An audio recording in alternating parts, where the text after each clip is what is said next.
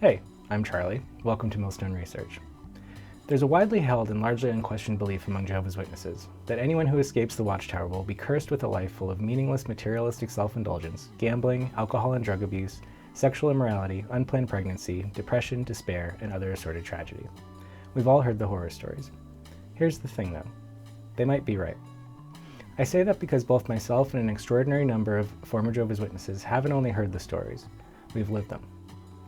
Except this highly predictable J-dub phenomenon of going off the deep end has absolutely nothing to do with being devoured by Satan's wicked system of things, and everything to do with how we were raised in our childhood homes and congregations. But sex, drugs, gambling, and consumerism is a woefully incomplete list. So let's expand a bit. If you are or ever were one of Jehovah's Witnesses, or a member of any other high control group, you can expect to find yourself in high conflict, physically, mentally, and emotionally abusive relationships that toxic passivity and fear of abandonment will cause you to tolerate for much too long. Or you might take the counter-dependent approach, isolating yourself to avoid trusting or relying on anyone else, or choosing relationships that are neglectful, silent, and dead to avoid conflict and real intimacy. You may battle chronic depression, suicidal thoughts, loneliness, seemingly permanent feelings of guilt and shame, or have a vicious inner critic. You may experience hypervigilance due to real or imagined threats, crippling anxiety, and codependence, which means using another person to regulate one's own emotional state. You may experience emotional dysregulation in the form of severe mood swings, explosive rage, numbness, people-pleasing and perfectionism, difficulty naming negative emotions, dissociative states and difficulty focusing, restlessness, obsessive compulsive behavior, cognitive loops, sleep disorders like insomnia and night terrors, and other mental illnesses. I mean, might there be any connection at all between always feeling like the world is about to end as an adult and constantly being told that the world is about to end as a child?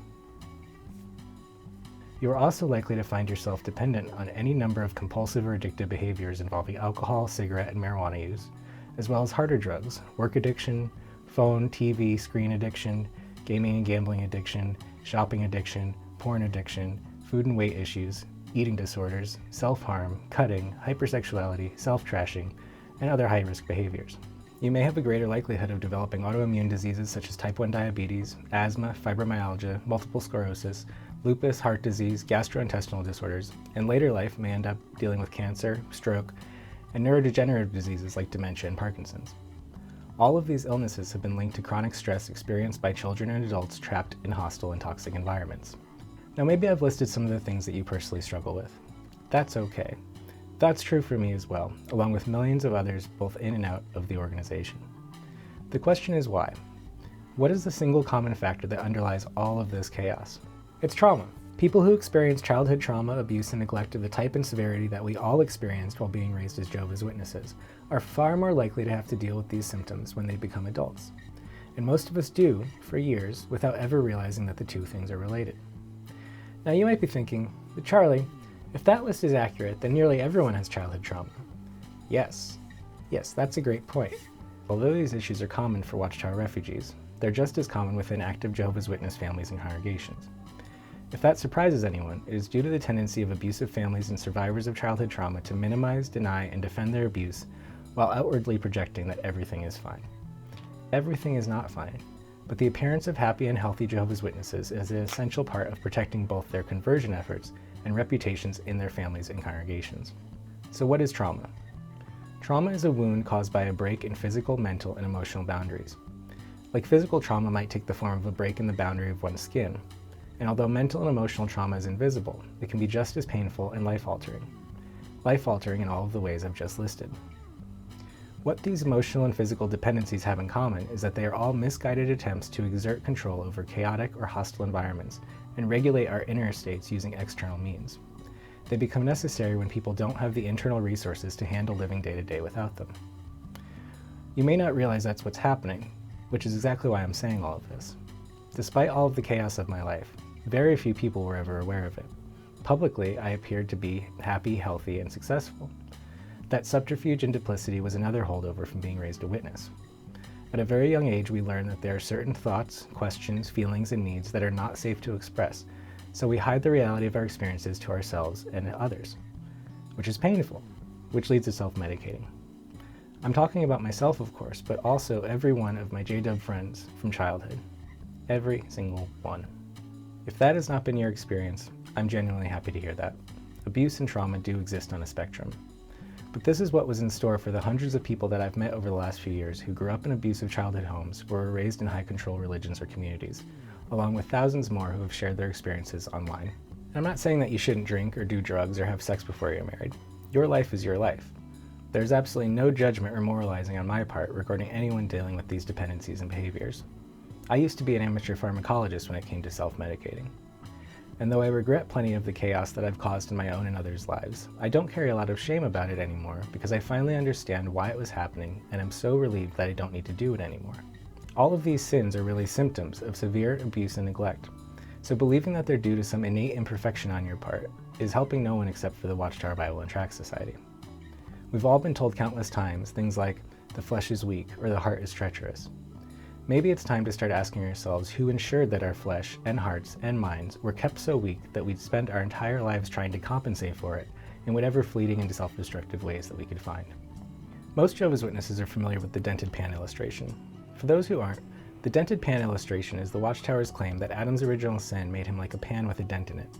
So all of his offspring have that same dent of imperfection, leading to weakness, wickedness, sickness, and death. I happen to have a dented pie pan right here. So let me ask you a question. If I took this pan and baked an apple pie in it, and used lots of crisp tart apples and sugar and cinnamon, would you eat it? Would it taste good? To put it another way, would this dent affect the quality of the resulting pie? No, it would not. What if I made a pie using lies, threats, fear, guilt, shame, and other assorted abuse? Well, in addition to that pie being rather bitter, it would also probably hate itself and want to die.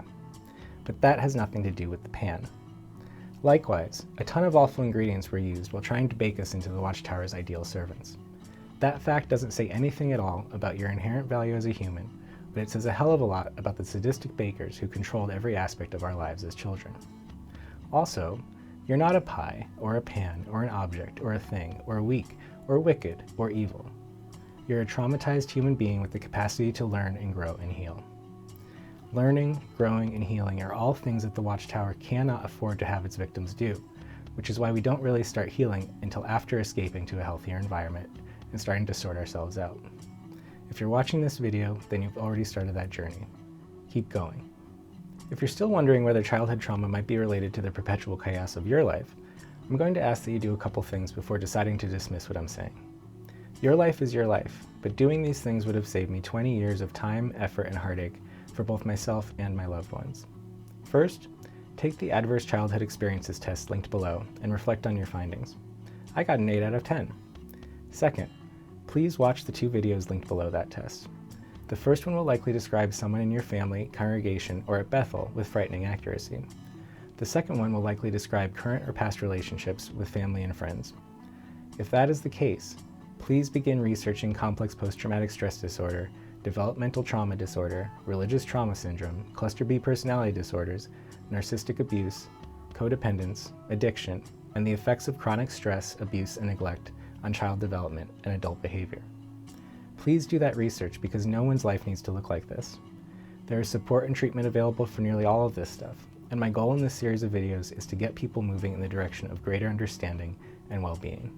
This process is not about finger-pointing or shifting blame.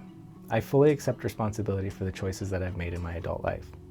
It's just that alternatives to those choices were limited due to profound ignorance of my own abuse and trauma, and we can't cut the puppet strings until we start to see them. It isn't going to be pleasant, so please take your time. There is no reason to rush through your research or these videos, and if something you read or hear feels overwhelming, stop, pause the video, take some deep breaths, walk your dog, have a bath, and start again tomorrow. You'll need time to digest what you're learning. It can be really difficult to approach this material willingly, and that's fine. Growth cannot be rushed, only encouraged. As frightening as it can be to revisit past events in the light of more and better information, I have never, not once wanted to return to my ignorance. Ignorance isn't bliss, it's numbness. But learning is growing, and growing is healing. In the next video, we'll be discussing what a good enough childhood looks like, compared to mine, and probably compared to yours. Thanks for watching. And remember, you're not crazy, you're not alone, there are ways out, and it's going to be okay.